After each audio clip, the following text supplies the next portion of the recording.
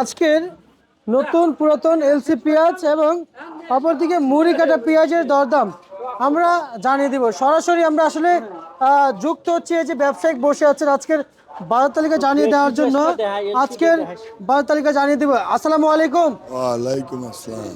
কেমন আছেন? আলহামদুলিল্লাহ ভালো আছি। কাকা, আজকের এই দিনে এবং বিশেষ একটা ভালো দিন সবাই মনে করছে যে তারেক রহমান আসতেছে। আসলে তারেক রহমানকে আসাকে কেন্দ্র করে আসলে বাজার কেমন চলছে একটু জানাবেন। তারেক রহমানকে আশা কেন্দ্র করে বাজারের বেচাকেনা মন্দা। আচ্ছা আচ্ছা। তার প্রধানত কারণ হচ্ছে উনি অতীতের সরকারের রাজনৈতিক অত্যাচারে, নির্যাতনে, জুলুমে উনি জ্ঞানহারা অবস্থায় এই দেশ ত্যাগ করে 18 বছর নির্বাসনে ছিল লন্ডনে। উনাকে এমন অত্যাচার করেছিল এই তারেক জিয়ার উপরে, এই শহীদ রাষ্ট্রপতি ছেলের তারেক জিয়ার উপরে অতীতের সরকার এমন নির্যাতন, এমন অত্যাচার, এমন নিপীড়ন চলাইছিল, পৃথিবীর কোনো মানুষ হয় এরকম অমানসিক নির্যাতন তারেক জিয়ার উপরে চলাইছিল এই অতীতের সরকার।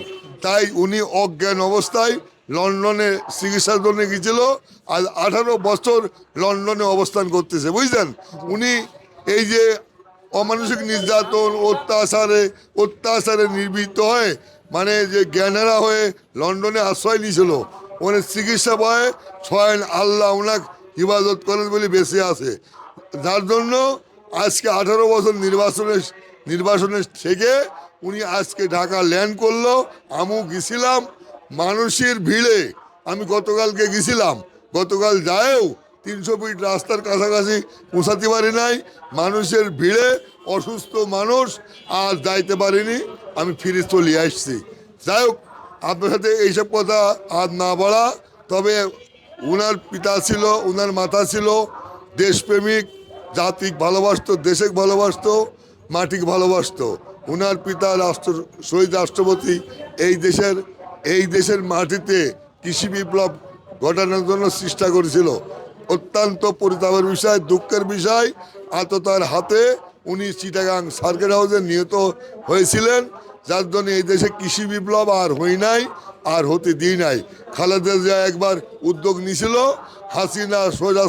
হাসিনা সরকার ওনার উপরে আবার রাজনৈতিক প্রতিহিংসার কারণে ওনাকে জেলে ঢোকা আর কৃষি বিপ্লব ঘটাতে দিই নাই। আজ দেখেন, কালকের খবর শুনবেন, কালকে যমুনা চ্যানেলের খবর শুনবেন, এই যে ভারত থেকে যে পেঁয়াজ আসছে, অনুমোদন দেশে যেসব অফিসাররা, অনুমোদন দেশে যেসব ওই মন্ত্রণালয়, অনুমোদন দেশে যেসব অফিসাররা লক্ষ লক্ষ কোটি কোটি টাকার বিনিময়ে এইসব এলসির আইপি দেশে কি অনুমোদন দেশে, বুঝলেন। তাও দুঃখের বিষয়, যারা ইম্পোর্টার তাদের এলসি দি নাই দেশে। কয়লার ব্যবসায়িকদের, দেশে পাথর ব্যবসায়িকদের, দেশে ডিমের ব্যবসায়িকের, দেশে কাঁচামরিচের ব্যবসায়িকদের এলসি দেশে। আসল যারা ইম্পোর্টার তারা কমই পাইছে, আর কোটি কোটি টাকা ঘুষের বিনিময়ে এই এলসি বাংলাদেশে প্রবেশ করে এই দেশ 6 লাভ করে ফেলেছে। দেখেন, এই যে দেশি মালটা, এটা হচ্ছে আমাদের দেশি মাল, মণিকাটা জাত বাংলাদেশের। আমি কয়েকদিন আগে 8টা ডিস্ট্রিক্ট, 54টা থানা, 270টা ইউনিয়ন সফর করে আসলাম, পেঁয়াজ দেখিয়ে আসলাম। দেশে পেঁয়াজ এত পরিমাণ ফলন হয়েছে, বাৎসরিক লাখ বিহলে 35 লাখ টন উৎপাদন হয়েছে, 72 লাখ টন। 4 মাস ধরে পেঁয়াজ খেলে আসতেই থাকবে, একদিন বন্ধ হবে না। অত্যন্ত পরিতাপের বিষয়, যারা এলসি নিয়ে আসছে তারা একদম বাজার 6 লাভ করে ফেলেছে। কারণ হচ্ছে যারা ঘুষ খায়, কোটি কোটি টাকা ঘুষ খায়, এলসি আমদানি করেছে বাংলাদেশে, তারা এই দেশের যারা কৃষক, যারা এই দেশে দেশ স্বাধীন করে 30 লাখ মানুষ, মা বোনের রক্তের বিনিময়ে দেশ স্বাধীন করেছিল।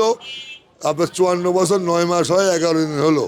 তারা এই দেশে কৃষি বিপ্লব করতে চাইছিল, এদেশে কৃষি উৎপাদন করে বিদেশে রপ্তানি করে ছেলেপেলে উচ্চ শিক্ষিত করে বিদেশে পাঠাতে চাইছিল। অত্যন্ত পরিতাপের বিষয়, এই দেশে কৃষি বিপ্লব ঘটাতে দিই নাই। আচ্ছা আচ্ছা একমাত্র জিয়াউর রহমান চেষ্টা করেছিল, পরে আততার হাতে নিহত হয়েছে। তাই খালেদা জিয়া চেষ্টা করেছিল, উনিও রাজনৈতিক প্রতীক হাতে পারি নাই। তাই আজকে কৃষকের বাড়িতে কান্নার রোল, কৃষকের বাড়িতে আত্মনাথের রোল। আজকে কৃষি পণ্য উৎপাদন করে কৃষকেরা বিদেশে রপ্তানি করে টাকা ইনকাম আমদানি করবে, ডলার আমদানি করবে, কৃষকেরা ভালো থাকবে, দেশ ভালো থাকবে।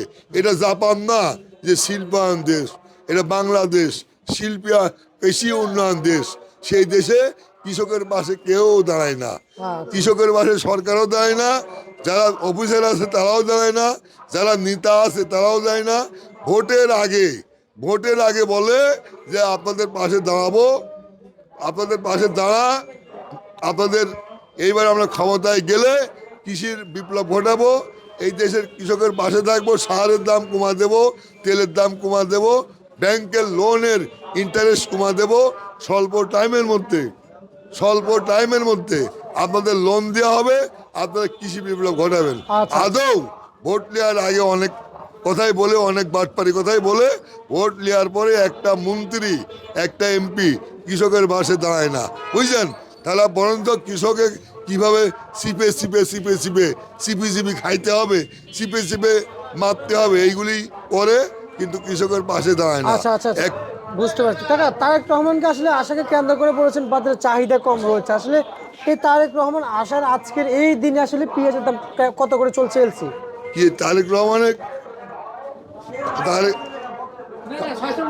রহমান এই দেশে আশাকে কেন্দ্র করে বাজার যে একটু কমেছে, এর কমার পিছনে কারণ হলে এইটা, উনার অতীতে স্বৈরাচারী সরকার আর্মির দিয়ে এমন মারিছিল, এমন নির্যাতন করেছিল, এমন নিপীড়ন করেছিল, এমন অত্যাচার করেছিল, উনি জ্ঞানেরা হয়ে বিদেশে চিকিৎসায় গিয়েছিল। 18 বছর চিকিৎসা হয়ে উনি আজকে বাংলাদেশের শাহজালাল বিমানবন্দরে ল্যান্ড করছে, বুঝলেন?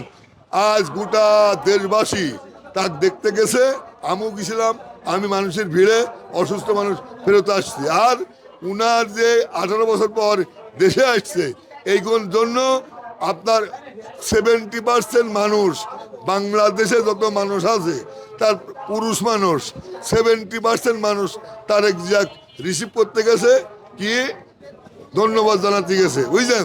যার জন্য মার্কেটে কোনো লোকজন নাই, সব তারেক জিয়াক রিসিপশন করতে গেছে এবং ধন্যবাদ দিতে গেছে এবং তাকে এক নজর দেখতে গেছে, বুঝলেন? এই জন্য বাজারে বেচাকেনা কম, খালি পেঁয়াজের বাজার না, যত রকম পণ্য আছে 3400-3500 রকমের পণ্যের বাজারে লোকজন নাই। সব বিমানবন্দরের আশেপাশে, সব শাহজালাল এয়ারপোর্টের আশেপাশে এক নজর তারেক জিয়াক দেখার জন্য মানুষ ব্যাকুলারা আজ 5 দিন ধরে আপনার 300 ফিট রাস্তার পাশে ক্যাম্প করে আছে, বুঝলেন?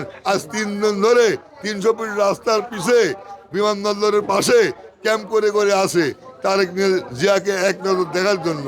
তারেক জিয়া হচ্ছে একজন মহান নায়ক, বাংলাদেশের দেশপ্রেমিক, 1 নম্বর দেশপ্রেমিক ছিল শহীদ জিয়াউর রহমান।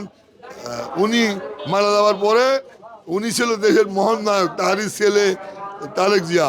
উনাকে এক নজর দেখার জন্য 5 দিন আগে থেকে লোকজন যায়, 300 ফিট রোডের পাশে ক্যাম্প করিয়ে আছে, এয়ারপোর্টের পাশে ক্যাম্প করিয়ে আছে।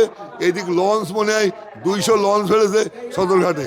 আচ্ছা, আর পেঁয়াজ কত চলছে সেটা একটু পেঁয়াজ বিক্রি হচ্ছে গতকাল পরশু একটু দাম কম আছে, এটা হচ্ছে 44 টাকা থেকে 48 টাকা দেশি এই পেঁয়াজ, বুড়িকাটা পেঁয়াজ। আর এলসি বিক্রি হচ্ছে 50 টাকা, 51 টাকা, 52 টাকা। আলু বিক্রি হচ্ছে 7 টাকা, 8 টাকা পুরানটা, আর নতুনটা বিক্রি হচ্ছে 11 টাকা, 12 টাকা। রসুন কত চলছে? রসুন বিক্রি হচ্ছে দেশি পেঁয়াজ, দেশি রসুন 30 টাকার থেকে 55 টাকা, আর চায়না রসুন 110 টাকা, 20 টাকা। আচ্ছা, আপনাকে অসংখ্য ধন্যবাদ। এই ছিল আজকে সর্বশেষ বার্তা।